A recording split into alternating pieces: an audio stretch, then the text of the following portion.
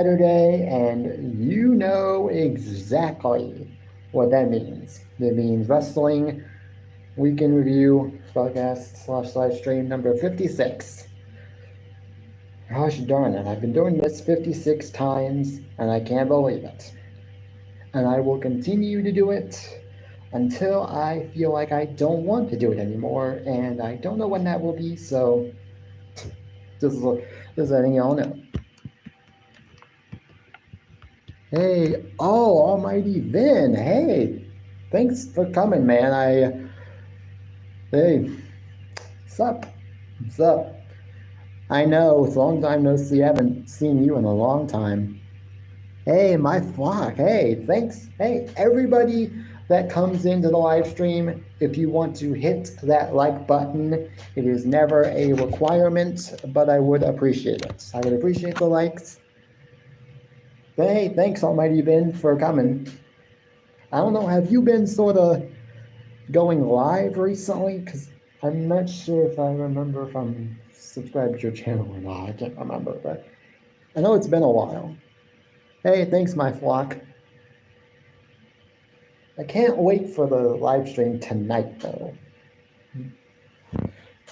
Hopefully you're there. Hopefully you're there, because I can't wait for tonight's live stream.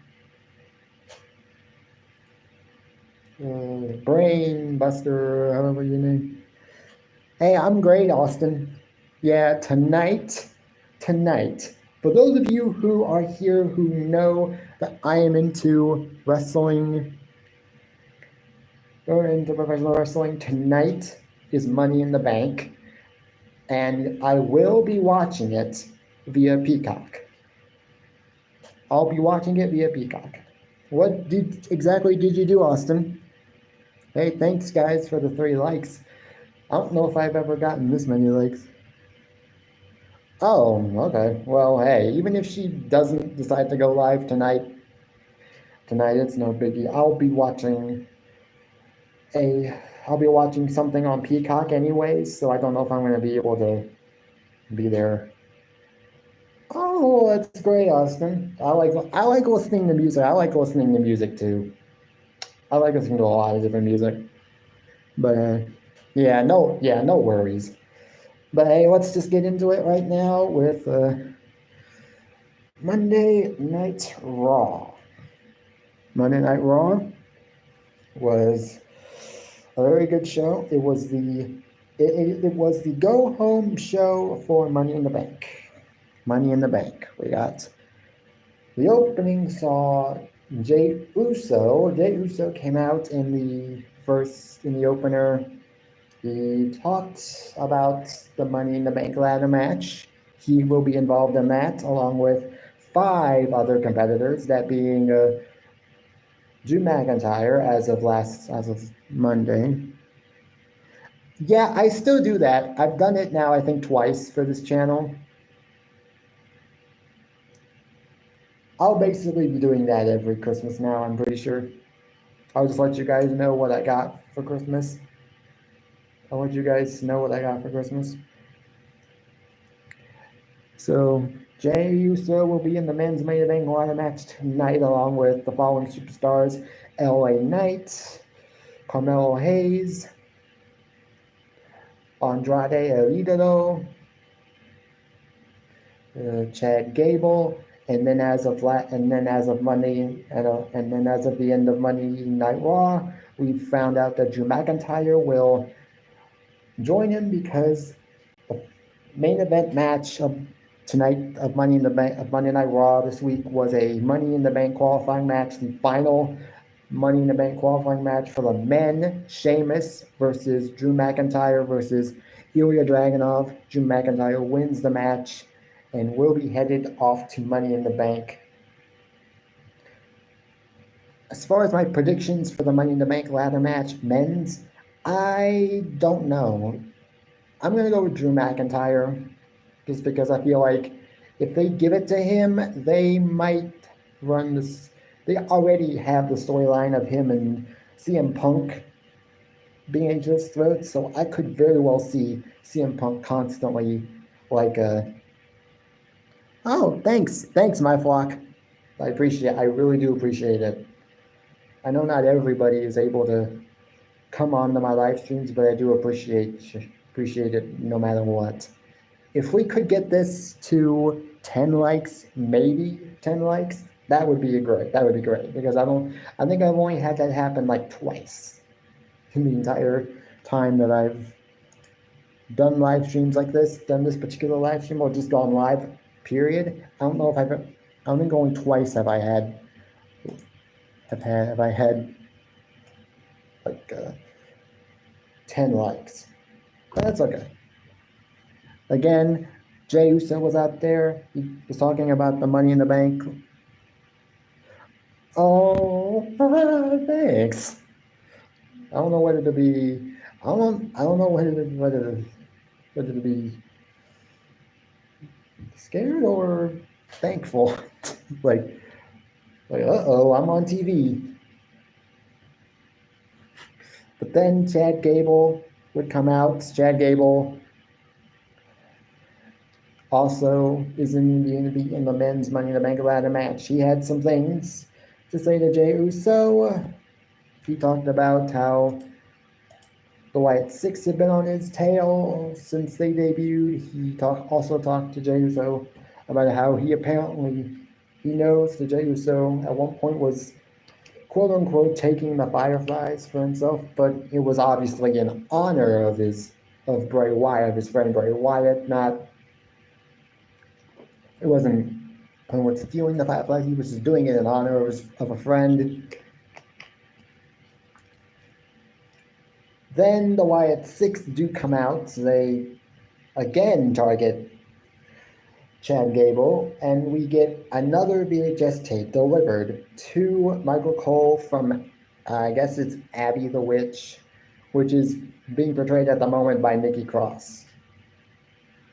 Yeah, I'm excited, Austin. I'm excited to see who wins the matches.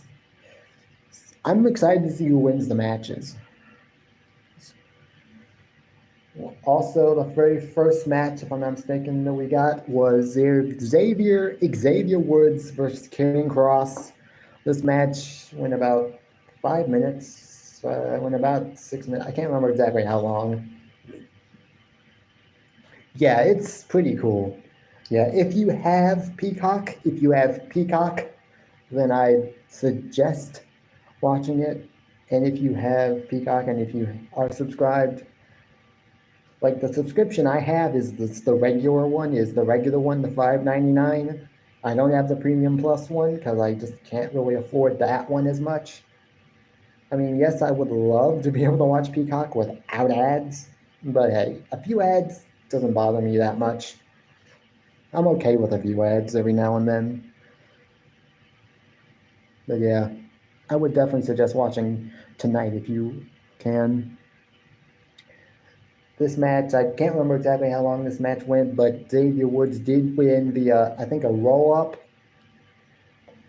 Yes, so Xavier Woods did win the match, but in the end, Karrion Kross did get the last laugh because almost immediately he went and just attacked, and the whole Final Testament just went and attacked him and his partner and his tag team partner out at ringside, Kofi Kingston.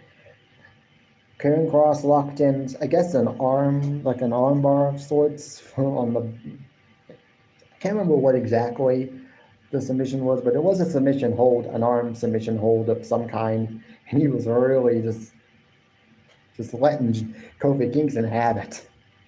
And that's how that match and segment ended, basically. We got the first of at least 2 to maybe 3 backstage segments with Judgment Day. We got Finn Balor and Damian Priest. They talked about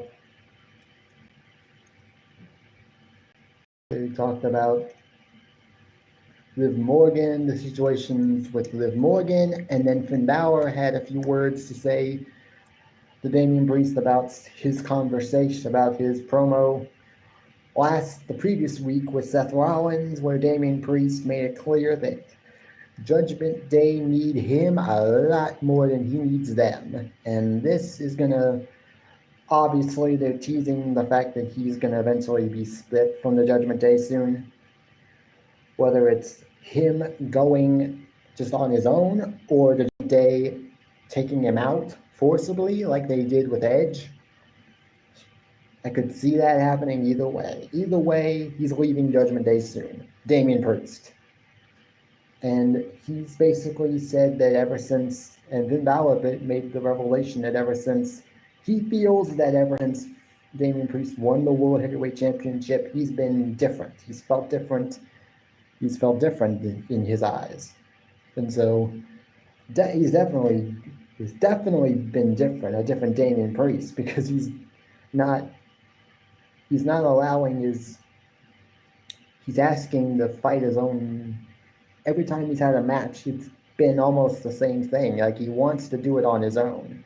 He wants to prove, I guess, not only to himself, but to the WWE Universe, that he can win matches on his own without the help of his Judgment Day teammates. Which is admirable and noble, I can get that. But eventually it's going to lead to him getting booted from the group. We got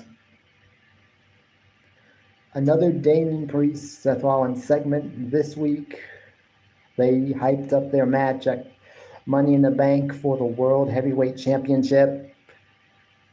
Finn Balor also, actually no, it was Seth Rollins came out first, and then Finn Balor came out to say a few words. Seth Rollins then made it pretty clear that he thinks he knows why Finn's out here, and that's because he's just jealous because Damian Priest was finally able to get the one thing that he was never able to get back, and that was the World Championship that he was forced to vacate back in 2016 after getting Oh yeah, Austin, I saw that. I saw SmackDown last night. It wasn't like terrible, but it wasn't like it was anything special like the last two. But the Bloodline little message at the end was definitely a good cherry on top. And obviously now we know why Solo Sikoa seems to have sort of infiltrated the Bloodline and sort of refortified it with new members. And it's because Solo Sikoa, feels that Roman Reigns is no longer worthy of holding the title of Tribal Chief because he was unsuccessful in defending the Undisputed Championship at WrestleMania 40 against Cody Rhodes. Which obviously, that's the reason why this is happening in the first place, because Roman Reigns lost, and now The Rock, basically, who was pulling the strings for Solo Sikoa, is basically telling Solo Sikoa, look, Roman failed. And so he failed the family, and so in my eyes, he's no longer deserving of the title of Tribal Chief, so now I'm going to appoint you as the new Tribal Chief. Which I can't wait for the return of Roman Reigns because it's going to be big. I just don't know when it's going to happen, whether it's tonight or at SummerSlam. It's going to be a huge return. I'm sure the crowd's going to go ballistic when Roman Reigns actually does return. But yeah, it is what it is. We also got, so Damian Priest would also enter this segment. Finn Balor would eventually start attacking Seth Rollins, but then Damian Priest would stop him, like, dude, what are you doing? Like, I don't want you doing this. Like, and this is just building up tension even more because every time it seems like the Judgment Day want to get involved in Damian Priest's segments and attack certain superstars that he's talking with, it's like Damian Priest is like, dude, no, I don't need you. I can take care of this on my own. But then Seth Rollins comes back. But then Seth Rollins almost immediately comes back and starts hitting super kicks on both Damian Priest and Finn Balor. But then Damian Priest picks up Seth Rollins, throws him on the mat with a huge choke slam, South of Heaven, I guess. South of Heaven is what it's called. South of Heaven choke slam. And that's how that segment ends, with Seth Rollins on the mat. Damian Priest, I'm guessing, just a little pissed off at Finn Balor for getting involved in his business again. We also got a backstage segment involving Chad Gable, who was a part of the opening segment. He had a conversation with Otis, former Alpha Academy member. He talked about, yeah, it is really cool. Yeah, Money in the Bank looks like it's going to be a big show. I would definitely watch it if you can. We also got Otis. He was talking to Otis about the Wyatt Six and how they could come after Otis and the rest of the former Alpha Academy, like Maxine and Tozawa. He said that no matter the past, he was going to be there for Otis no matter what, because he's his number one guy.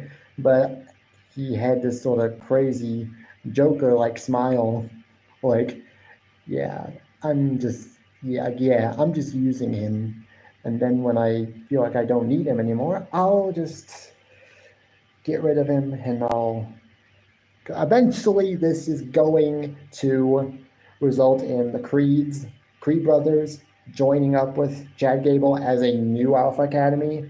Whether Ivy Nile joins them as well as a heel, I don't know. That it could happen, but it's just something that we're gonna have to wait and see. Thank you guys for the 5 likes. I do appreciate it. We got Sheamus. He had a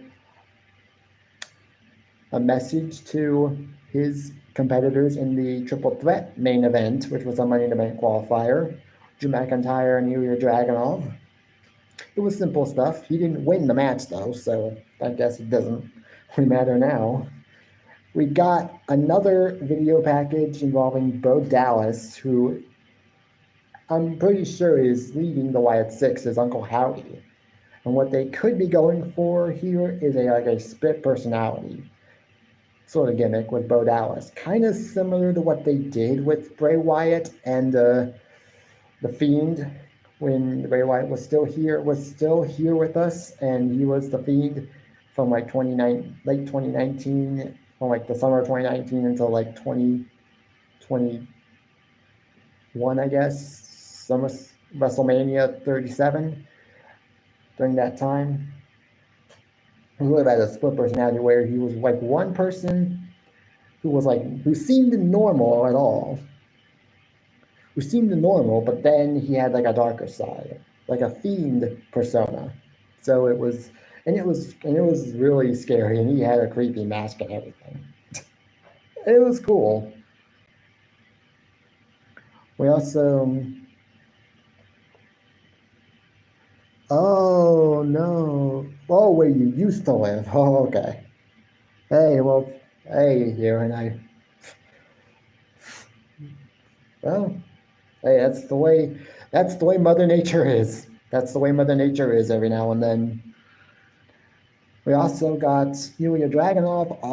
We also had a message from Ilya Dragunov. He also had a message for his two. Also for Sheamus and Drew McIntyre in the main event. Obviously, he didn't win. Obviously, it was Drew McIntyre that won. We also got a backstage segment with Lyra Valkyria, Katana Chance, and Kaden Carter. They attacked Damage Control of Dakota Kai, Io Sky, and Kairi Sane. The other member of Damage Control as of right now, Asuka. As of right now, from what I have heard, she is set to be out for the rest of the year due to an injury. I can't remember what the injury was, but she is set to be out for the remainder of the year. Now, someone that I recently heard might show up at Money in the Bank is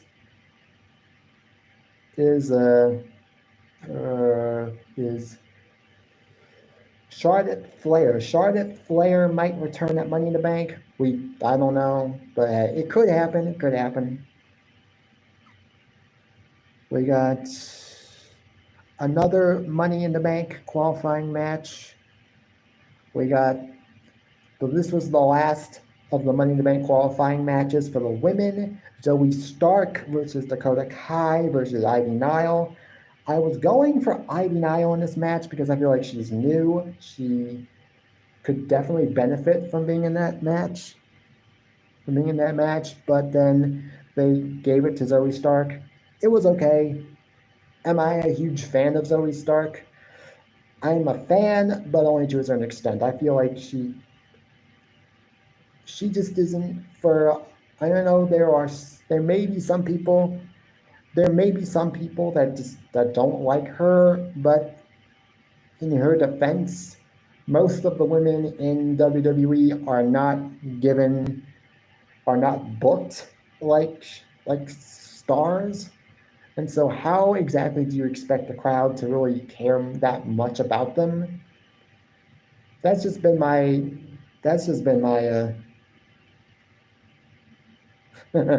well, I hope you get fully awake soon, Aaron.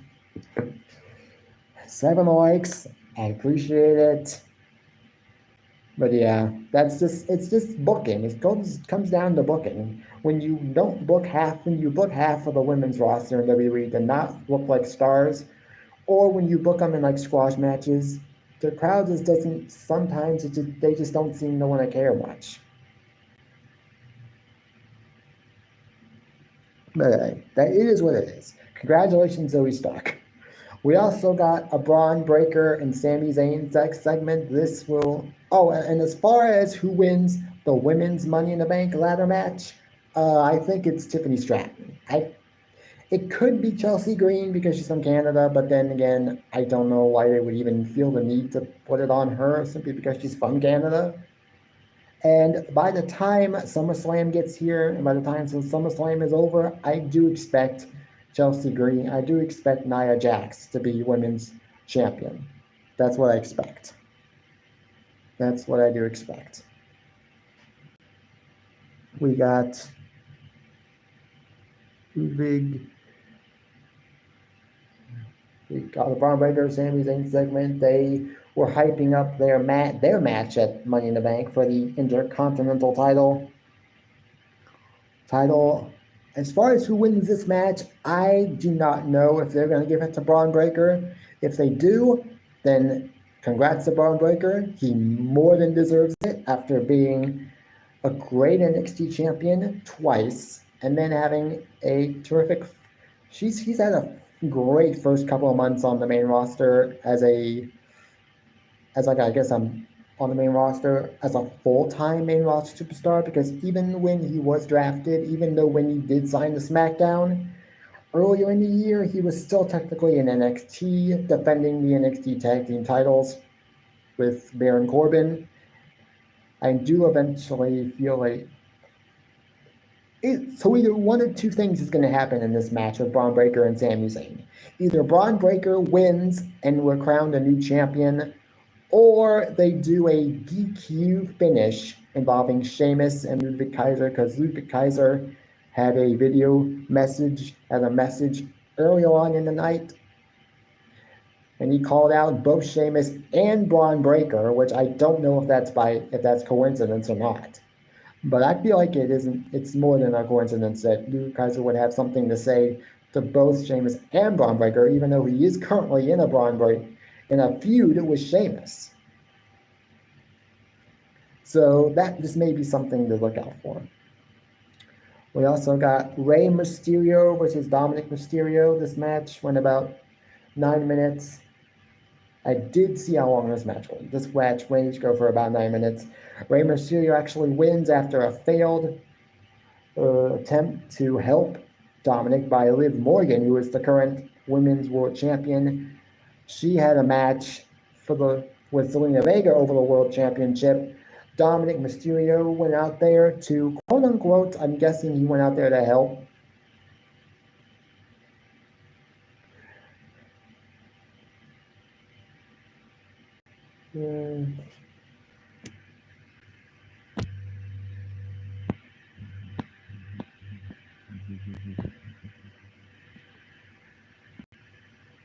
Oops. I forgot. Hacker of Tomorrow, I'm glad you're here, so now you can go.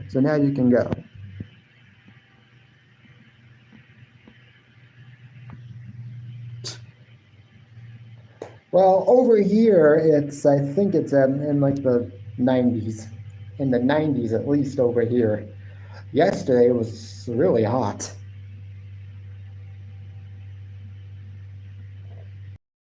We got Zelina Vega. Dominic Mysterio came out to, I guess it was to help Zelina Vega. It was to help Zelina Vega win because he does not want Liv Morgan to be the champion, but he would inadvertently cause Zelina Vega to lose the match. It is what it is. Zelina Vega, I mean, Liv Morgan and Dominic Mysterio are currently in probably one of the hottest feuds that I've seen in quite some time. And it's only going to get better once Rhea Ripley returns from her injury, which could be at SummerSlam, could be sometime in the weeks leading up to SummerSlam. I don't know. But hey, that is what it is. Obviously, the main event was Sheamus versus Drew McIntyre versus Ilya Dragunov. Men's Money in the Bank qualifying match. Drew McIntyre wins the match. That's how the show goes off.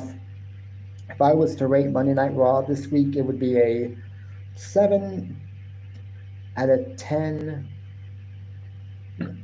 But the Xavier Woods versus Karrion Kross match, it was okay. The after match angle was okay, but it's not like it was anything that we needed to see. Obviously, we got majority of the segments and stuff were good, but it is what it is. 8 likes. Thank you guys. Thank you guys for the 8 likes. We also got the Zelina Vega versus the Morgan match. It wasn't actually the greatest match, but it was made all the more better due to the Liv Morgan and Dominic storyline sort of driving it. The qualifying matches, the Money in the Bank qualifying matches were good. Both of them were good. The main event one match was really good. The Rey versus Dominic Mysterio match was good, but it's like we could have used that at a pay-per-view. Oh, Lobo, Chris. I think I've seen you on BBB's channel. On BBB's channel, I'm pretty sure. Thank you guys. And if you're on, yeah. Yesterday it was like in the 90s, but it was like but I think it felt like it was in the hundreds. But that's Monday Night Raw, 7.5 out of 10, 10.5 out of 10. Now we go to NXT. This is also the go home show for NXT Heat Wave. NXT Heat Wave. After Money in the Bank tonight. Tonight is Money in the Bank. Tomorrow is going to be NXT Heat Wave, which is another pay-per-view, but for the NXT brand, which is the developmental brand for WWE. And we got some segments that forwarded matches that were going to be at the pay-per-view. We got 4 video packages, all for... Ooh, that's not good. Where are you at, Lobo? As far as if that's the temperature, then I'm wondering where you're at. Because where you're at, it's obviously hot.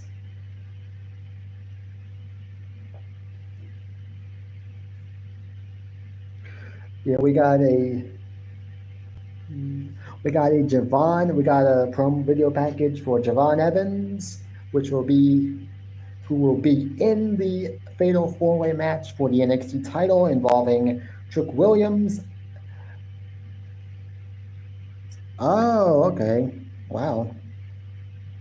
I've seen it, Hunter, Aaron. I've seen the Ellen Show. It's not like it's not like I've seen it a lot, but I've just seen clips of it. Like if there was like a certain guest on the show that I actually kind of liked, I would watch a clip of her interviewing them. But yeah, we got Javon Evans, a video package. He will be involved in what will most likely be the main event of an event for the NXT title with Javon Evans, Ethan Page, Shawn Spears, and Trick Williams, who is the current NXT champion. I do not expect Trick Williams to lose this match. This one should be a good match. It's a fatal 4-way match. It will be no disqualification. She is funny sometimes. I mean, she's funny.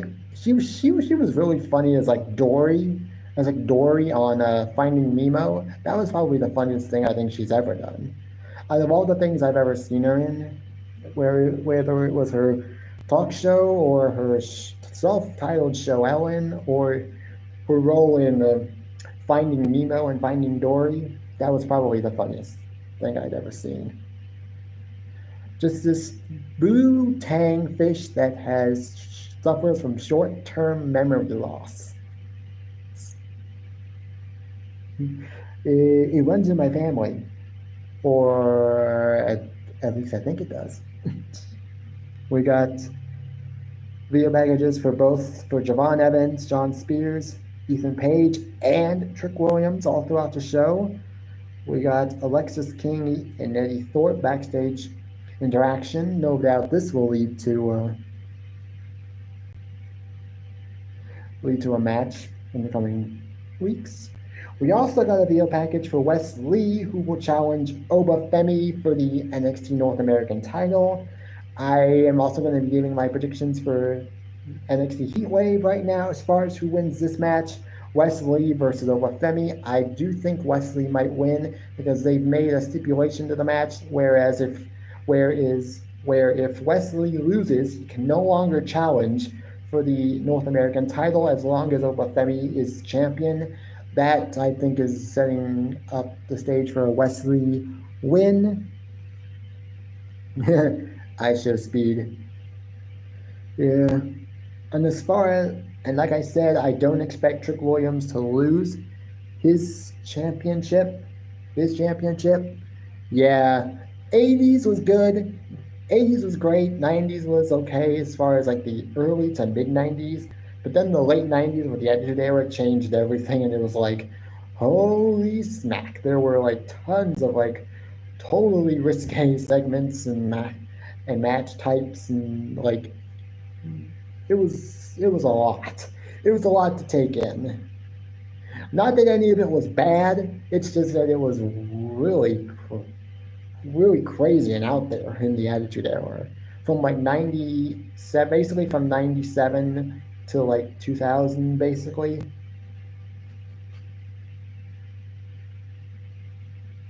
Yeah.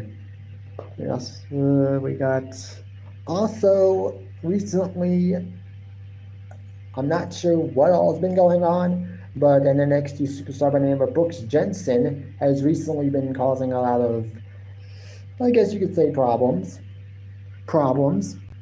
And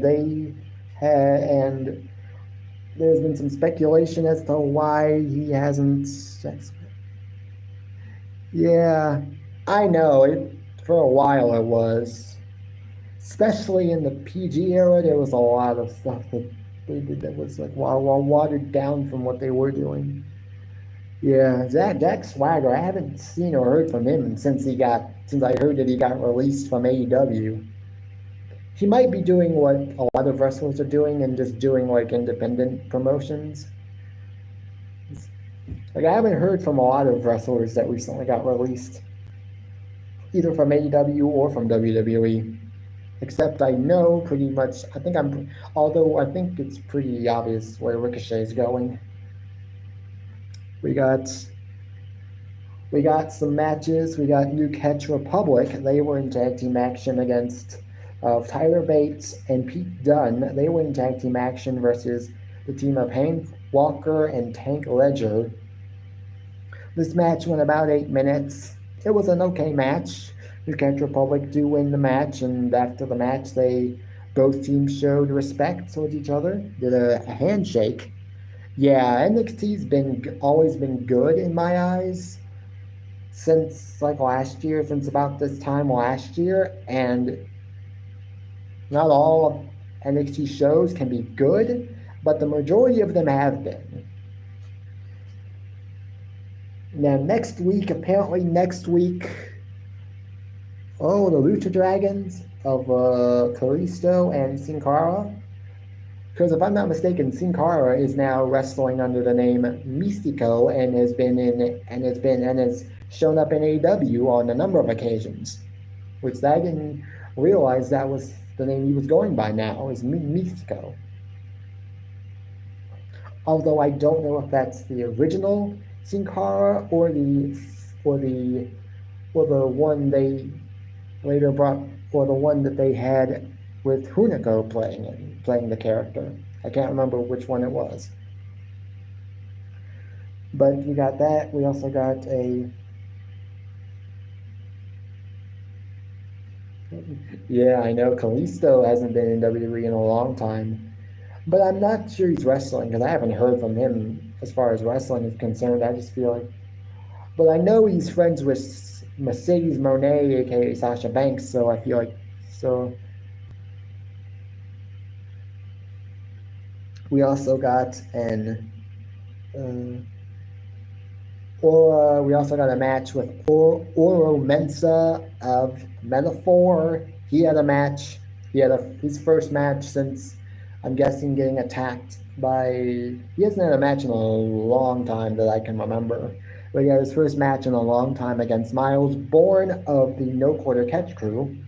Miles Bourne won the match in about 5 to 6 minutes. This was about 5.5 minutes long. It was decent. We also got a match between the newly transformed Wendy Choo. Her previous gimmick was that she was sort of a kid-friendly gimmick that was a girl who just liked to sleep a lot, and she would always wrestle in like pajamas, or she would wrestle in like slippers and would all... I mean, at one point she was just wrestling most of the time in onesies, but then she eventually started just dressing up and like wrestling in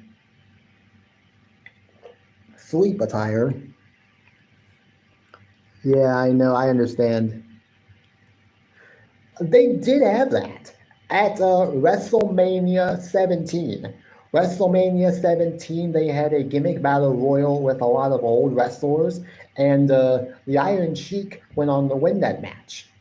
And even though he had been a heel for the majority of his run, he was actually cheered in that moment. He was cheered. So they have done that.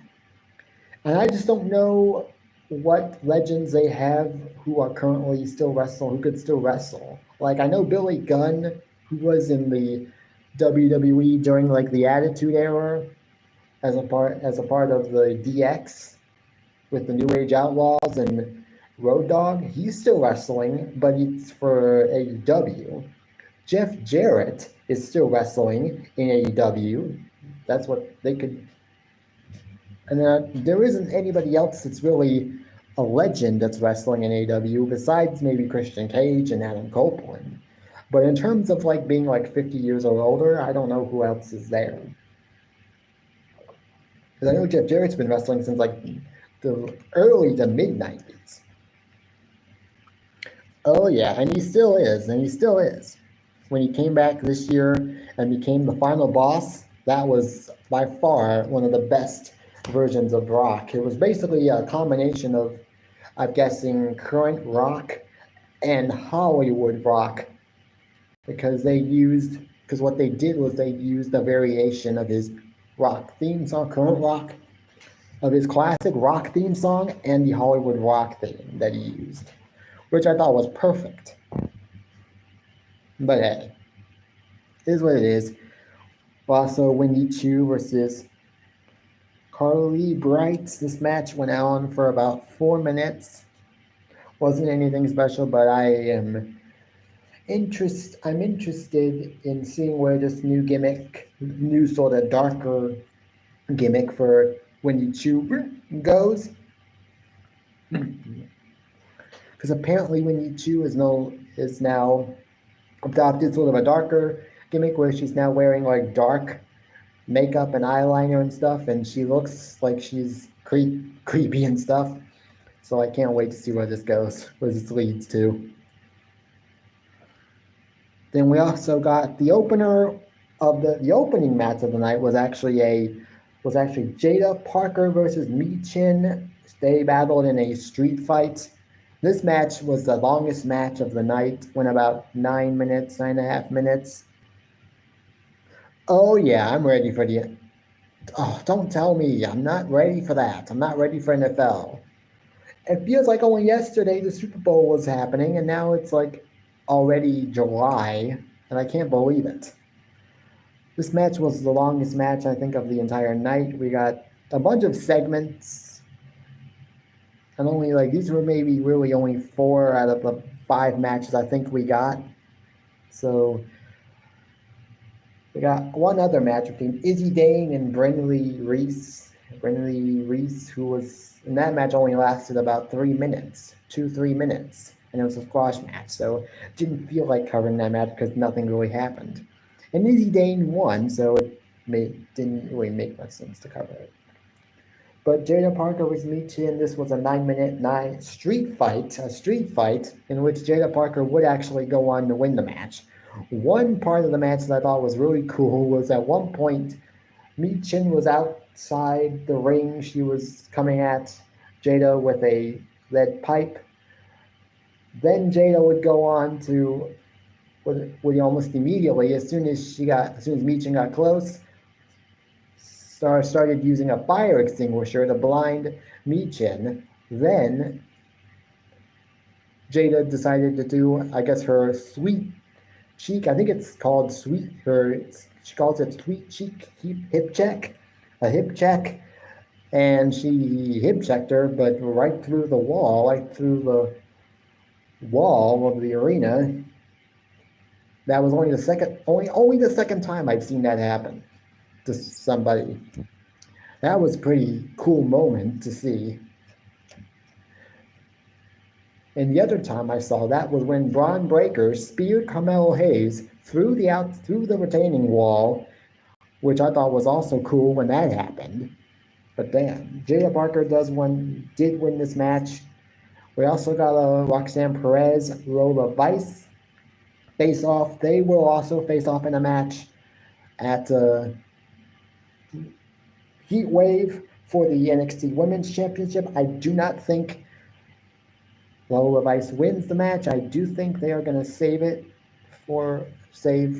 Roxanne losing to somebody else. So I think Roxanne Perez does win. That is my prediction. Also, we also got a Chase U segment. Chase U of Duke Hudson, and Chase U is a fictional, for those who maybe don't know what it is, who don't know what I'm talking about. Chase U is a fictional university that is done through NXT. Andre Chase is basically the leader of the group of the university, and some of the NXT superstars are there as like students, like Duke Hudson, Thea Hale, Ridge Holland. I can't remember the other guy, Riley Osborne. And so Chase U of Andre Chase and Duke Hudson, they have a match for the NXT tag team titles. I don't actually know who's going to win that match, so I'm just going to leave that undecided until the day of, which is tomorrow. Also, as I said, there's a fatal 4-way match for the NXT title. For the NXT title at Heatwave as well. Shawn Spears versus Javon Evans versus Ethan Page versus Trick Williams. I do expect Trick Williams to win. We had a contract signing to end the show, which was the main event segment to end the show. Things obviously inevitably broke down. This led to Javon Evans and Trick Williams teaming up to take out Shawn Spears and Ethan Page. That's how the show ended. If I were to rate NXT this week, I would give it a 7 out of 10. It was very good. The segments that were really good were really good. Although we did get maybe one or two squash matches and some matches that really didn't, I mean, that were good, but like, were they really necessary on the show? But other than that, it was a good show.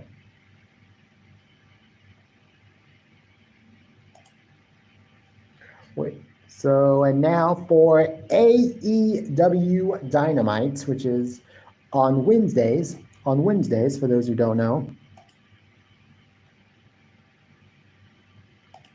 we got the first opening match or segment was a Owen Hart Cup qualifying match, a quarterfinals match, a semifinal match between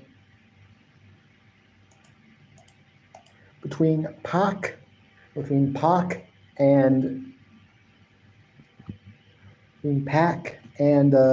Bryan Danielson. This was a great match between two wrestlers who are really good. Bryan Danielson does win the match, and he will be in the finals of the Owen Hart Cup. The winners of the women's and men's Owen Hart Cup tournaments will get a shot at either the AEW World Championship if you're the men's winner, or the AEW Women's World Championship if you're the winner of the Women's World Cup and the women on the women's side. Now, let's see, we got that. It was the Owen Hart Cup. Obviously, Bryan Danielson won the match. We also got another quarterfinal match between Jeff Jarrett and a mystery opponent, which, as of last week, came to the attention. We came to the Elite last week of Matthew and Nicholas Jackson, who are also executive vice presidents of AEW. They made the announcement that as far as who the wild card entrant was going to be, they would be supplying the wild card entrant, which turned out to be Hangman Adam Page, which I thought was the obvious choice considering his history with the Elite. And also, I thought it was essential because we got Swerve Strickland is the current AEW World Champion, and Hangman Adam Page and Swerve Strickland have had a bit of a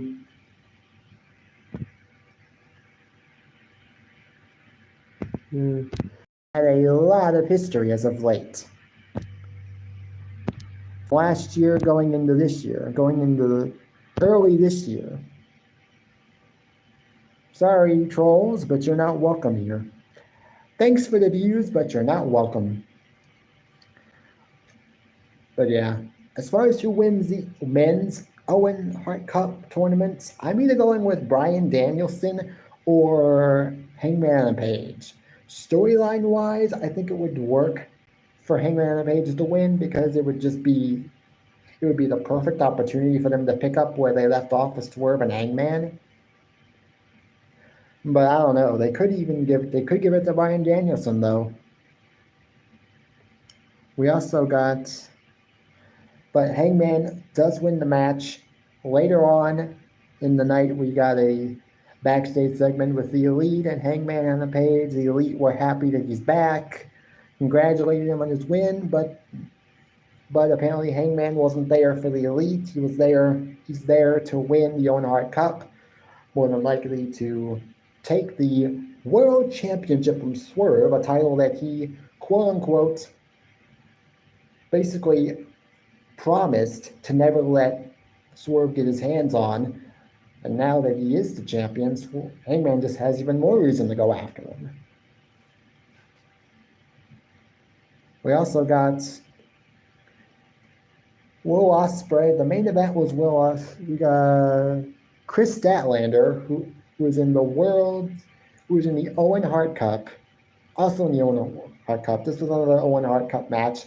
For the women's side, Chris Statlander versus Willow Nightingale. This is a feud that has been brewing ever since Chris Statlander turned on Willow following, I think it was Dynasty. And so, I don't know, I think it was, No, it was Double or Nothing. It was Double or Nothing where they turned on her, where Chris Statlander and Stokely Hathaway, who was I guess their manager at the time, was that's when they turned on her. And then Willow wins this match in about 8 minutes or so. It was a good match.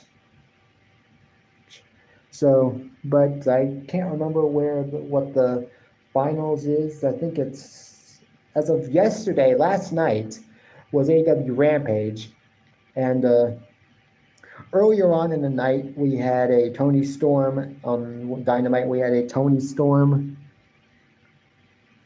Hey, thanks, Danny. Thank you for coming.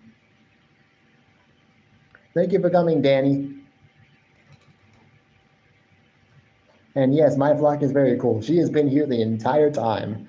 Whereas most people I know, when they come, they can't stay for the entire time.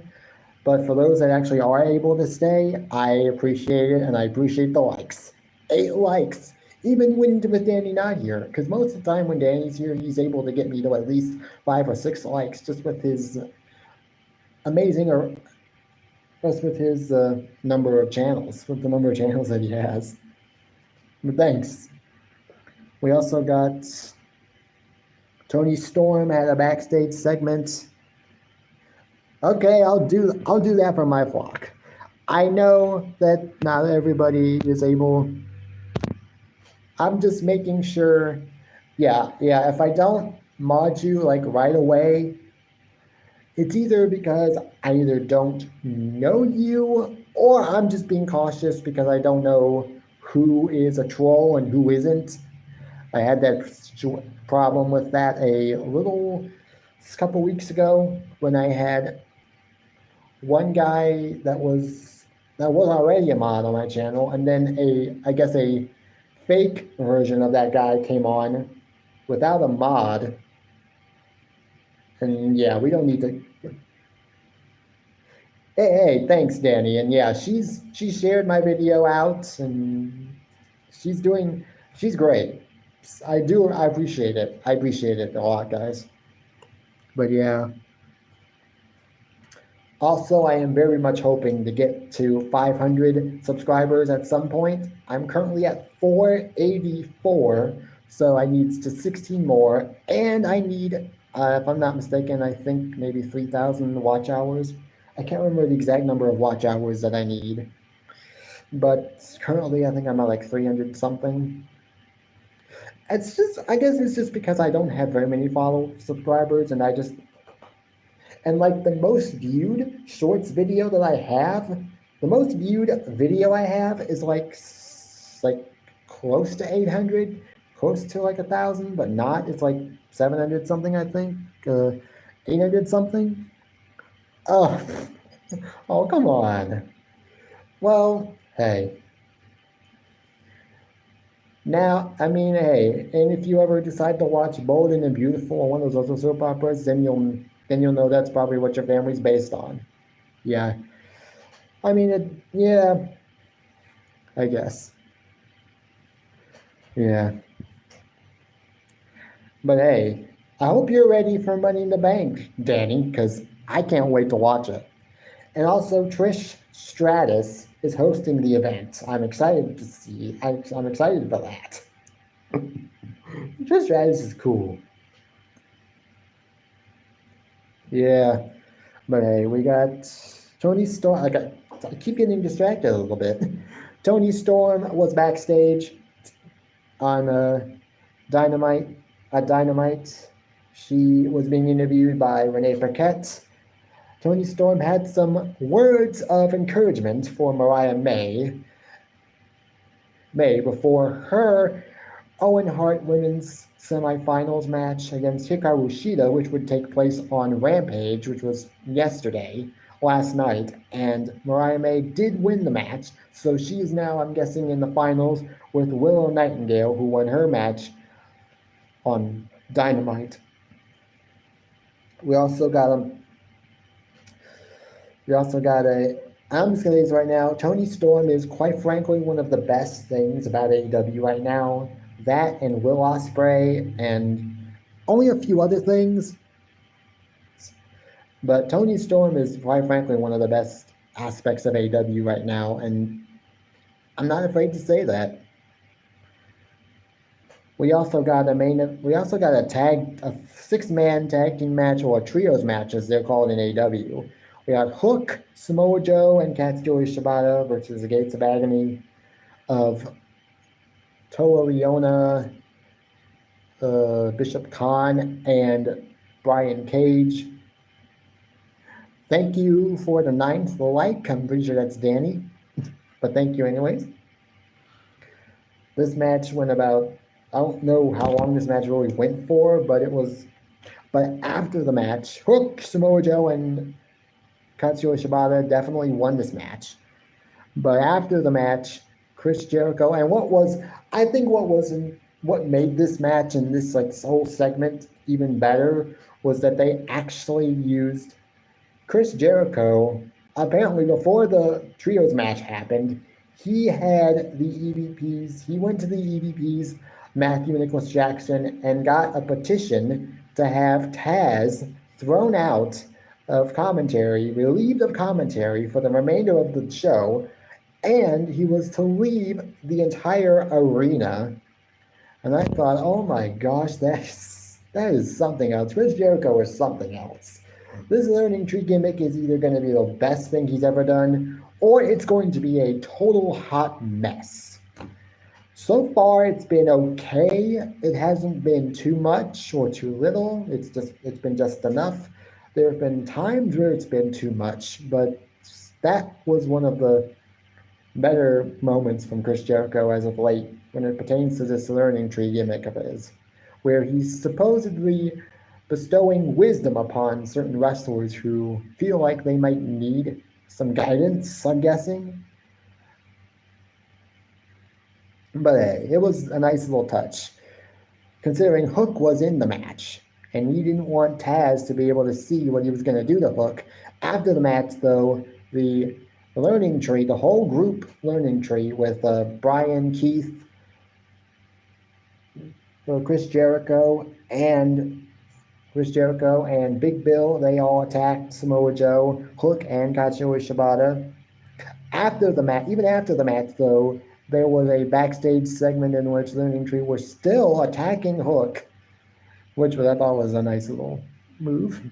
We also got a segment involving the returning Britt Baker, Dr. Britt Baker, DMD. She returned at Forbidden Door following Mercedes Monet's match with Stephanie Vancouver for the New Japan Women's Open Strong Championship. I'm guessing the secondary women's title in New Japan is. She's now a double champion. Britt Baker talked about why she was out for the last few weeks, for the last few months. Basically, what she had was a mini stroke. At one point, she had what doctors basically consider a mini stroke, a TIA. I can't remember what it was, but I think it was a TIA is what she called it, which what she also said was basically a mini stroke, which is, that's hard to deal with. I didn't know that's why she was actually out. I just thought she was like, it was like a basic injury she was out with. But no, she actually was out for something that was really big, and I was like, damn. I'm glad she's okay, and I'm glad she's back. She's definitely someone that is definitely going to help the women's division, because she's one of the best women on that roster, and she was definitely missed, for sure.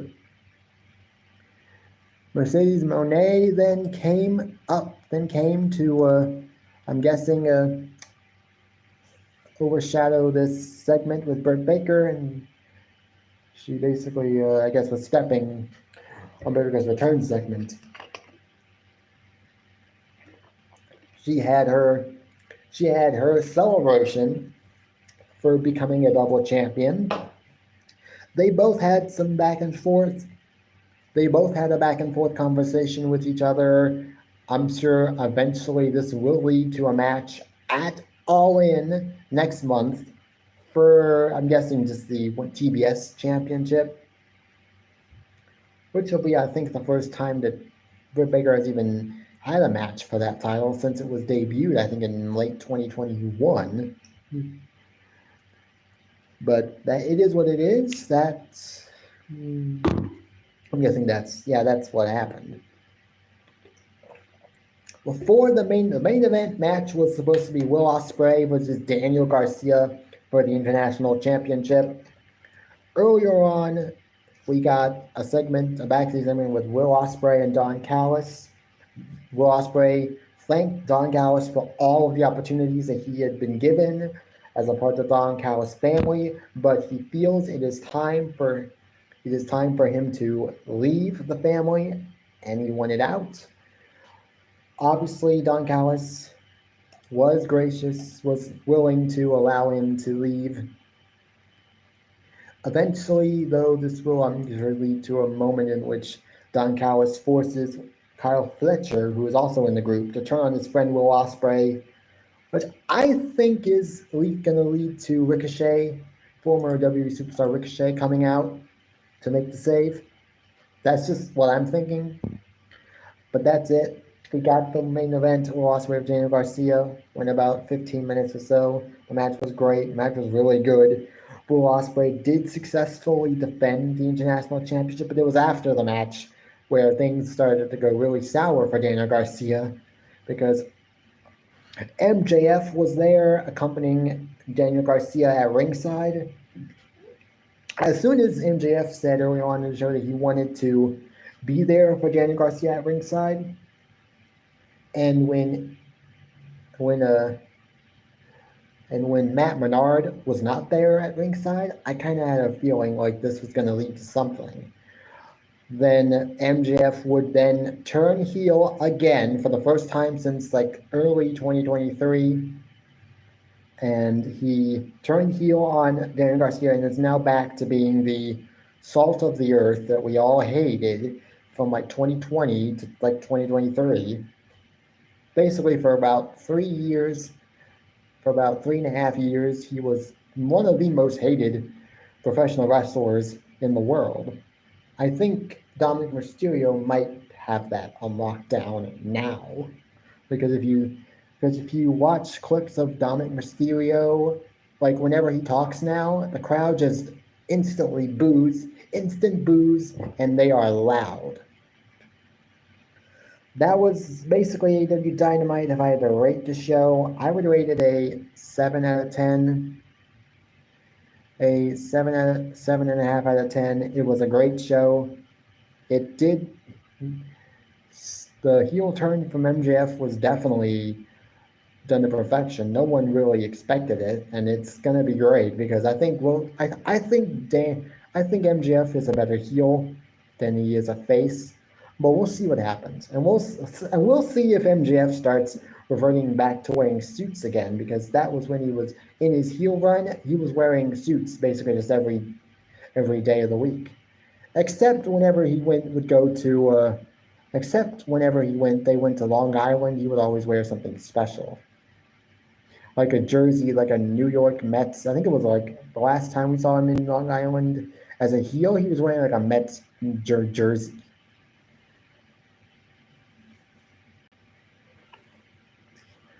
But that was AEW Dynamite. And then SmackDown, which was last night, also the go-home show for Money in the Bank, basically. We got the opening segment featured all of the Money in the Bank participants for the men's match. We also would get a bit of a taste of the women's Money in the Bank ladder match later on during the night. But this opening segment featured all of the Money in the Bank participants basically just talking about how they're going to win the Money in the Bank briefcase and stuff. It started out with Jey Uso, then LA Knight would come out, and then the rest of the participants would then all fall out at different times.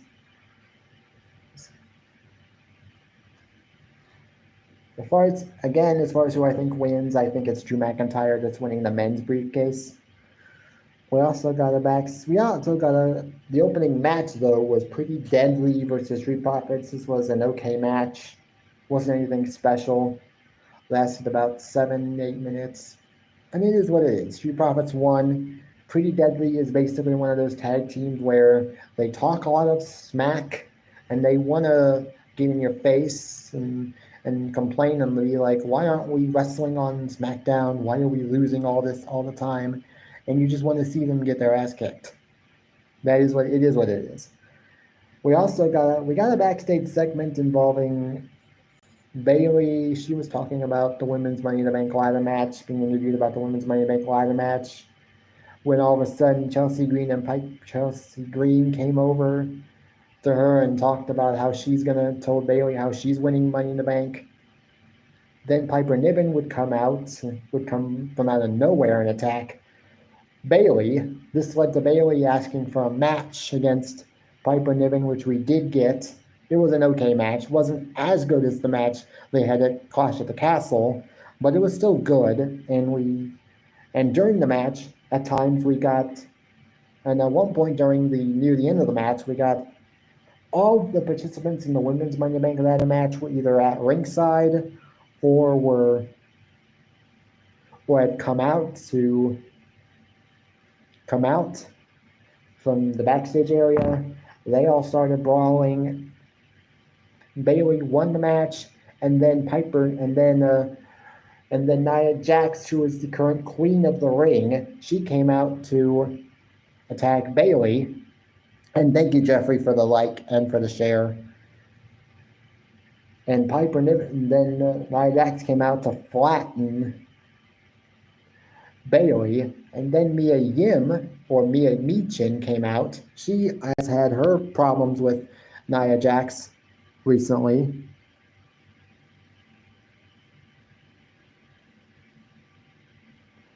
Oh. But we got a match. We got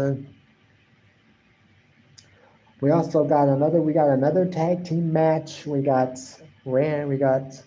Candice LeRae and Indy Hartwell versus Jade Cargill and Bianca Belair.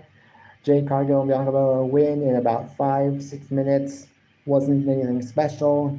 It was another rematch, which we didn't really need. Pre-Debbie versus Street Profits was apparently a rematch from a couple weeks ago. I can't remember when that match happened, but I guess it was a rematch from recently. We also got a segment involving Kevin Owens, Cody Rhodes, and Randy Orton. They each had something to say to the Bloodline going into their 6-man tag team match at WrestleMania. As far as who wins that match, I'm actually going for the Bloodline, even though I would love for the faces to win. I feel like the Bloodline's winning, and they might be using that win to set up a match potentially between Cody Rhodes and Solo Sikoa, who has now officially appointed himself as the new tribal chief going forward. Actually, no, it's saying I got only 10 likes. Or maybe that's a typo. I don't know. It says I got 10 likes. But thank you. Thank you for the 10 likes, man. I can't believe it. Thank you guys so much. We also got Grayson Waller and Austin Theory at a backstage segment involved before their match, main event match with DIY. Austin Theory was talking about what Johnny Gargano had said previously about how Grayson Waller might be just using him in this tag team as of late, and Grayson didn't want to hear it. It's like Johnny Gargano is just jealous, and we also got, and the main event match was a DIY versus A-Town Down Under of, now it's saying 11 likes. Thank you guys immensely. I appreciate it. We also got, the main event was DIY, Tommaso Ciampa, and Johnny Gargano versus A-Town Down Under of Grayson Waller and Austin Theory. This one was a match for the WWE Tag Team titles, the new WWE Tag Team titles, which, by the way, look great.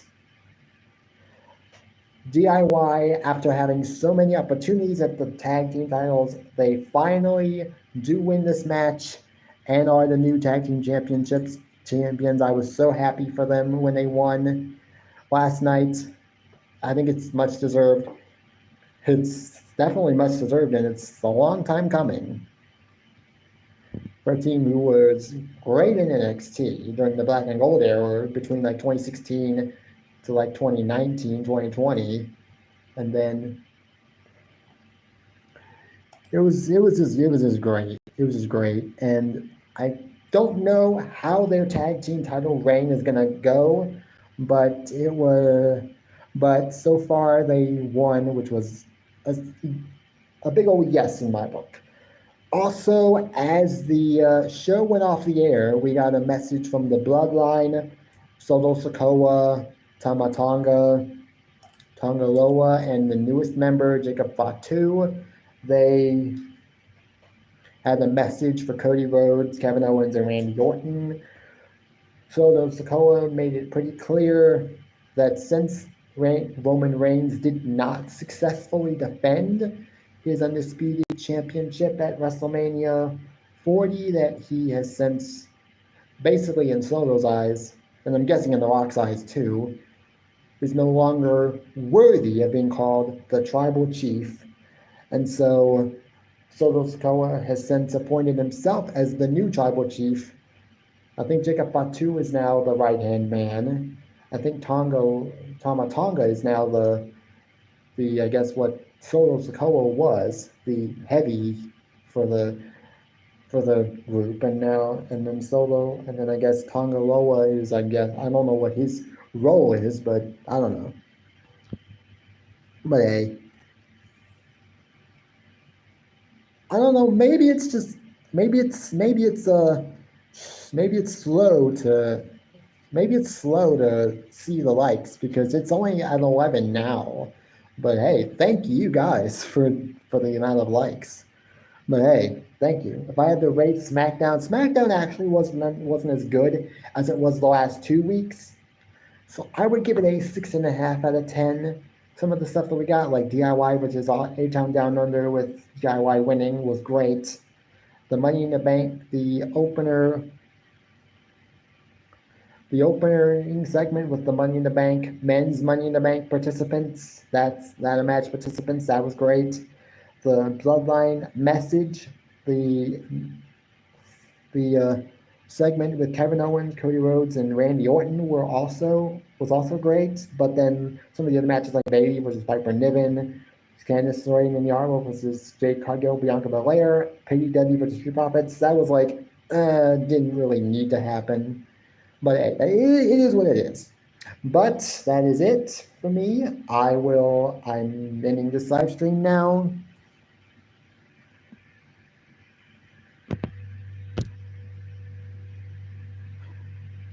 And thank you guys for showing up. And when you guys see me live next time, like I say every single time, you never know. It could be next Saturday. It could also be sometime this week. If I want to do like a workout live stream, because I do have those on this channel. I do have workout live streams that I have done before. So who knows? I could do that. I could also decide to just do a workout video and then just upload it to YouTube and see how it does, because those did a lot. Those were some of my first videos on this channel were workout videos / live streams, and all of them have done pretty good, at least over 100 views. So who knows? But I'll see you guys later, and until next time, peace. Bye, guys.